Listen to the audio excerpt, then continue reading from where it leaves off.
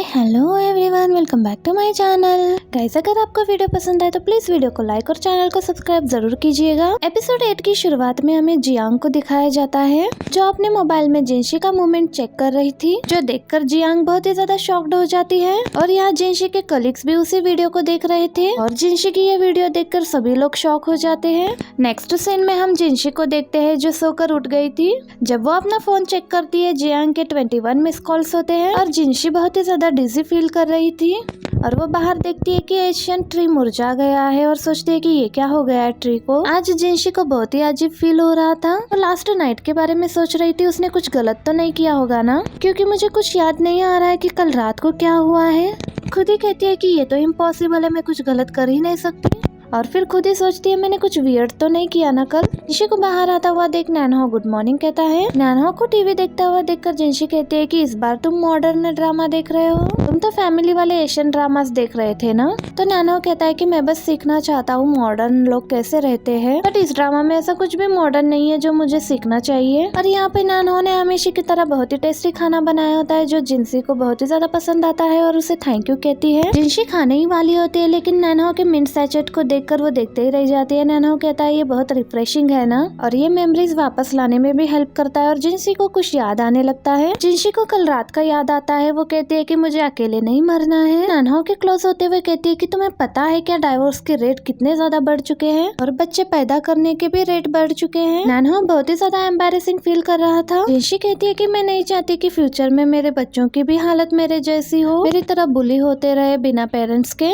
यही सोचकर नैनहो के कंधे पर सर रख के वो रो रही होती है। और ये सब कुछ याद आते ही जिनशी बहुत ज्यादा शॉक्ड हो जाती है और उसका स्पून ही उसके हाथों से नीचे गिर जाता है। तो नैनहो उसे स्पून वापस देने में हेल्प करता है, कहता है कि संभल कर। जिनशी कहती है कि थैंक गॉड इतना ही हुआ, मैंने कुछ ज्यादा नहीं किया, मैंने तो बस थोड़ा ही ड्रिंक किया था और ये सब कुछ क्या हो गया। उस सैचेट की तरफ देखकर सोचती है कि मैंने कुछ गलत नहीं किया और वो सैचेट हाथ में लेकर स्मेल करने लगती है। स्मेल करते के साथ ही लास्ट नाइट का उसे और भी कुछ याद आने लगता है और वो नशे की हालत में कुछ भी बोले जा रही थी नैनहो से। और वो नैनहो से कहती है कि मैं तुम्हें अकेले मुझे छोड़ने का अलाउ नहीं करूंगी। नैनहो बहुत एम्बैरेसिंग फील कर रहा था। जिनशी को घर चलने के लिए कहता है अगर हम ज्यादा देर तक बाहर रहेंगे तो मेरी स्पिरिचुअल एनर्जीज खत्म हो जाएंगी और मैं फिर से बेहोश हो जाऊंगा। तो जिनशी नोटी वे में कहती है कि मेरे पास एक सोल्यूशन है। वो उसे ये सब कुछ बता ही रही होती है और उतने में वो उसके हिप पर मारती है। नैनहो कहता है कि जिनशी ये तुम क्या कर रही हो। तो जिनशी कहने लगती है कि मैं तुम्हें रिचार्ज कर रही हूँ। कहने लगती है कि क्या तुम्हें कुछ फील हो रहा है मेरे टच करने से। नैनहो नहीं कहता है तो जिनशी कहती है कि तो चलो फिर से करते हैं। नैनहो जिनशी को शांत रहने के लिए कहता है यहाँ पर बहुत सारे लोग हैं जो हमें देख रहे हैं। जिनशी ओवर एक्ट करते हुए कहती है कि मैं बहुत ही काम हूँ। जिनशी जैसे ही नैनहो के क्लोज जाती है तो वही मैजिकल इफेक्ट्स होने लगते हैं।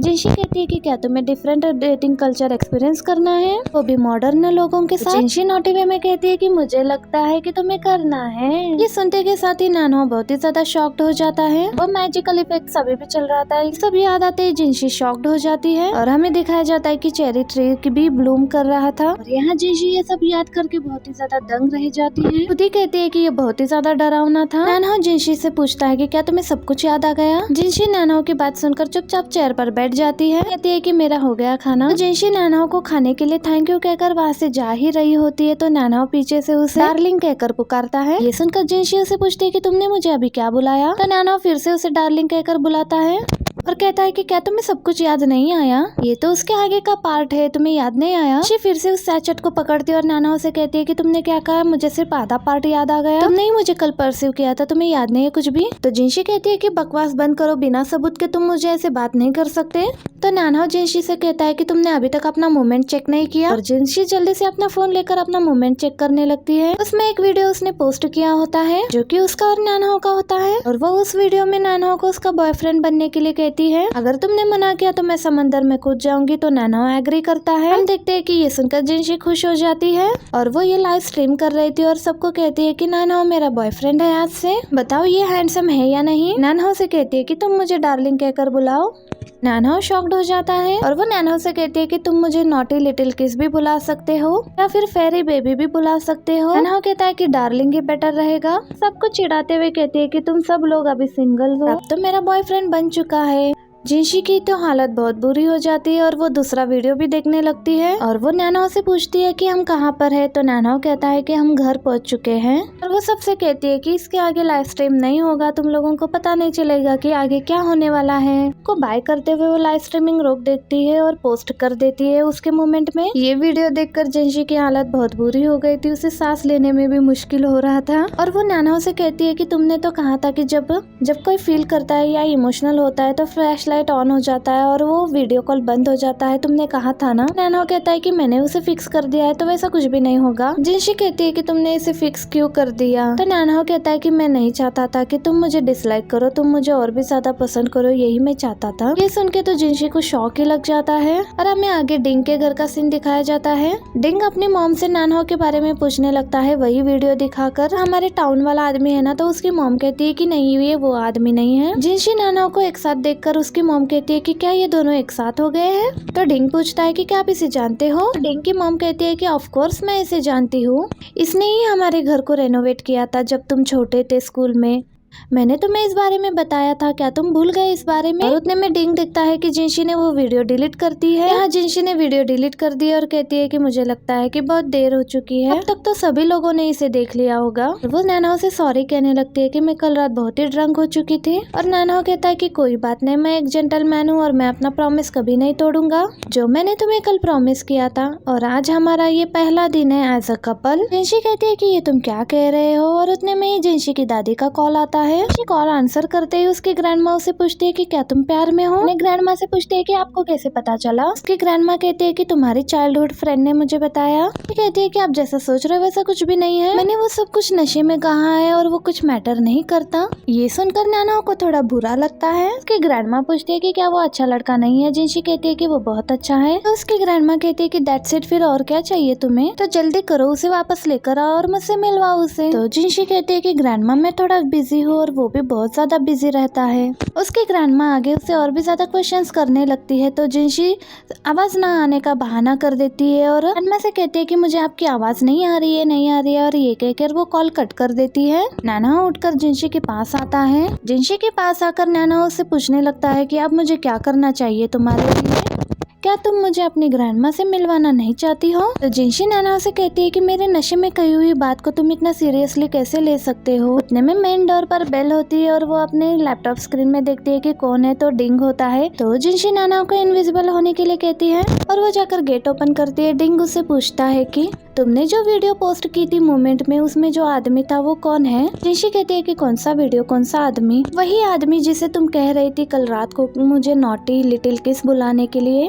तो जिनशी उसे कहती है कि तुम एक पुलिस ऑफिसर हो डिंग, तुम बिना सबूत के ये कैसे बोल सकते हो। तो डिंग कहता है कि मेरी मॉम ने बताया, उसी ने हमारे घर को रेनोवेट किया है जब उसने तुम्हारे घर को रेनोवेट करने के लिए कहा था उससे पहले। तो जिनशी कहती है कि हाँ वो, पर हम दोनों एक दूसरे को नहीं जानते। तो डिंग कहता है कि तुम अगर उसे नहीं जानती हो तो कल रात को वो सब क्या। जिनशी कहती है कि सीधे पॉइंट पर आकर बात करो डिंग। तो डिंग कहता है कि एक्चुअली मैं वो उस इंसान के जैसे दिखता है जिसे मैं बहुत दिनों से ढूंढ रहा हूँ। और उससे पूछता है कि क्या तुम्हारे पास उसका कोई कांटेक्ट नंबर होगा। जिनशी कहती है कि वो एक प्रोफेशनल आर्टिस्ट है तो उसके पास कोई फोन नहीं है और हम लोग हमारे शेड्यूल टाइम पर ही मिलते हैं। तो डिंग पूछता है कि नेक्स्ट शेड्यूल टाइम क्या है तुम्हारा उससे मिलने का। जिनशी कहती है कि सैटरडे को 2 बजे। तो डिंग कहता है कि ठीक है, फिर मैं नेक्स्ट सैटरडे आ जाता हूँ उससे मिलने के लिए दोपहर को 2 बजे। ये डिंग को बाय करके इसे भेज देती है और डोर क्लोज कर देती है। और जैसे ही घर के अंदर आती है नैनाओ को सामने देखकर डर जाती है एकदम से और उसे पूछती है कि तुम्हें याद है वो पुलिस जिसे मैंने उस दिन घर पे बुलाया था, तुम उसे पहले से जानते हो। तो नैनाओ कहता है कि नहीं, मैं नहीं जानता उसे। उसने कहा कि वो जिसकी तलाश में है वो बिल्कुल तुम्हारे जैसे दिखता है,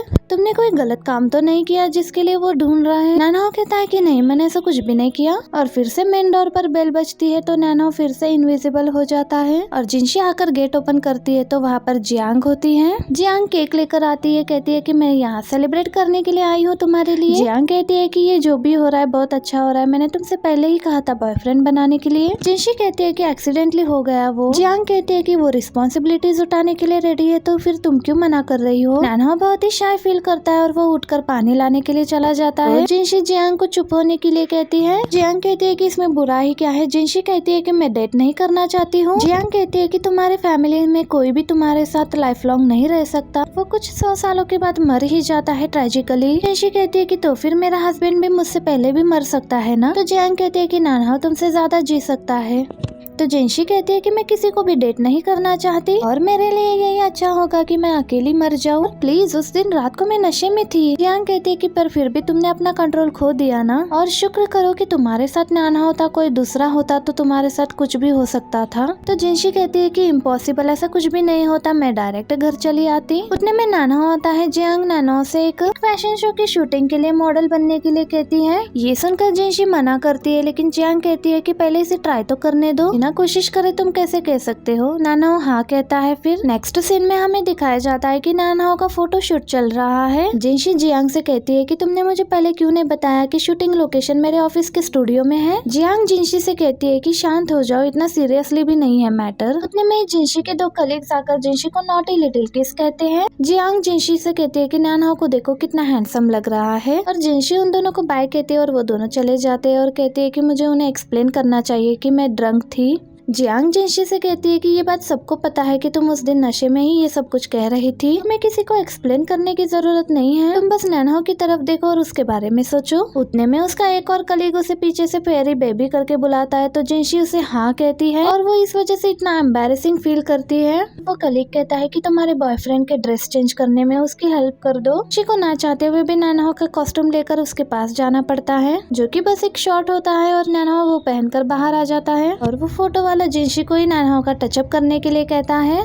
टचअप करके फौरन से साइड हो जाती है। जिनशी और नानहा के फोटोशूट होता है। नानहा को देखकर जिनशी कहती है कि ये सच में बहुत हैंडसम है। का फोटोशूट खत्म हो गया था। उतने में पीछे से नानहा आता है। फोटोशूट करने के बाद जो भी मनी मिलता है नानहा वो सब कुछ जिनशी को दे देता है। नानहा जिनशी से कहता है कि ये इस मंथ और नेक्स्ट मंथ का रेंट है। जिनशी कहती है कि ये बहुत ज्यादा है। कलीग्स ये देखकर कहते हैं कि देखो नानहा ने अभी फोटोशूट किया और अपनी पूरी सैलरी वो जिनशी को दे रहा है। ये सुनकर जिनशी को बहुत ही अच्छा लगता है। इसके बाद ये दोनों घर के लिए निकलते हैं। जिनशी रास्ते में उसे पूछती है कि एज अ मॉडल तुम्हें तुम्हारा जॉब कैसे लग रहा है। नानहा कहता है कि मुझे पसंद आया। जिनशी कहती है कि मैं वरीड हूँ कहीं तुम्हारी आइडेंटिटी सबके सामने एक्सपोज्ड ना हो जाए और सब लोग तुम्हारे बारे में अगर जान गए तो उससे तुम्हें बहुत ज्यादा प्रॉब्लम हो सकता है। नानहा कहता है कि मैं उस बारे में वरीड नहीं हूँ, मैं तो बस मेरे लिए तो यही इम्पोर्टेंट है कि मैं पैसे कमाऊँ और तुम्हारी हेल्प करूँ और मैं एक लास्ट आखिरी शूट करना चाहता हूँ। तो जिनशी शॉक्ड होती है और कहती है कि क्या तुमने उस फोटोग्राफर से प्रॉमिस किया है कि तुम और एक शूट करोगे। नानहा कहता है कि जिस दिन मैं तुम्हारा ड्राफ्ट देने के लिए आया था मैंने तुम्हारे बॉस की बातें सुन ली थी। अगर तुम सिलेक्ट हो गई तो तुम्हारे wedding design draft international show के लिए होंगे और मैं जो आखिरी फोटोशूट करवाना चाहता हूँ या फिर जो मॉडल बन के कपड़े पहनना चाहता हूँ वो तुम्हारे डिजाइन किए हुए पहनना चाहता हूँ लास्ट। जिनशी को नानहा की ये बात बहुत अच्छी लगती है। इस बात पर जिनशी स्माइल करती है तो नानहा भी उसे देखकर स्माइल करने लगता है। जिनशी के घर उसकी ग्रैंडमा आती है। उसकी ग्रैंडमा को देखकर जिनशी जल्दी दौड़कर उनके पास चली आती है और वो ग्रैंडमा से पूछती है कि आप यहाँ पर कैसे। ग्रैंडमा कहती है कि मैं तुम्हें यहाँ देखने आई हूँ। जिनशी कहती है कि आप थक गए होंगे, चलो अंदर चलते हैं। ग्रैंडमा उसके लिए कुछ लेकर आई थी, वो उसे देती है। जिनशी बहुत इमोशनल हो जाती है। आपको कितनी तकलीफ हो गई होगी ये सब लाने में। तो ग्रैंडमा कहती है कि मैं ये सब कुछ कर सकती हूँ, जल्दी चलो तुम्हारे बॉयफ्रेंड के साथ अंदर बैठकर बातें करते हैं हम लोग। क्या यही तुम्हारा बॉयफ्रेंड है? जिनशी कहती है कि आप इसे देख पा रहे हो? वो कहती है कि हाँ ये बहुत ही लंबा है, देखो यहीं पर खड़ा हुआ है। अब नानहा भी उन्हें हेलो करता है, जिसके बाद ये तीनों घर के अंदर आ जाते हैं। जिनशी अपनी ग्रैंडमा को बिठाती है और कहती है कि मैं आपके लिए टी बना कर लाती हूँ और किचन में आकर नानहा से पूछती है कि तुम इनविजिबल होने के बाद भी मेरी दादी को कैसे दिखाई दे रहे हो। नानहा कहता है कि मुझे नहीं पता, कभी कभी मेरी स्पिरिचुअल एनर्जी मेरे साथ नहीं देती। मेरी स्पिरिचुअल एनर्जी कभी कभी बच्चों के सामने, बूढ़ों के सामने और पेरेंट्स के सामने काम नहीं करती शायद। जिनशी कहती है कि तुमने मुझे ये सब कुछ पहले क्यों नहीं बताया। नानहा कहता है कि मुझे लगा तुम डर जाओगी मुझसे। जिनशी कहती है कि अब मुझे बताओ तुम्हारे और एक गोस्ट में क्या डिफरेंस है। इस पर नानहा जिनशी को देखकर स्माइल करने लगता है। नेक्स्ट सीन में ग्रैंडमा के साथ टी पीते हुए ये तीनों बातें करने लगते हैं। जिनशी ग्रैंडमा को बताती है कि ये मेरा घर रेनोवेट करने वाला है। नानहा ग्रैंडमा को बताता है कि मैं एक आर्किटेक्चर हूँ। ग्रैंडमा जिनशी के लिए बहुत खुश दिखाई देती है और ये तीनों बातें करने लगते हुए इतने में डोर पर कोई आ जाता है। जिनशी आकर मेन डोर ओपन करती है तो डिंग होता है सामने। जिनशी डिंग को रिटर्न भेज रही होती है, उतने में ग्रैंडमा आती है और डिंग को पहचान लेती है। जिनशी फिर भी डिंग को भेजने में लगती है, लेकिन ग्रैंडमा उसे अंदर आने के लिए कहती है। जिनशी के ना चाहते हुए भी डिंग अंदर आ जाता है और इसी मोमेंट पर हमारा ये पार्ट भी एंड हो जाता है। वीडियो अच्छी लगी तो वीडियो को लाइक करना, नेक्स्ट पार्ट के लिए चैनल को सब्सक्राइब जरूर करना। Thank you for watching.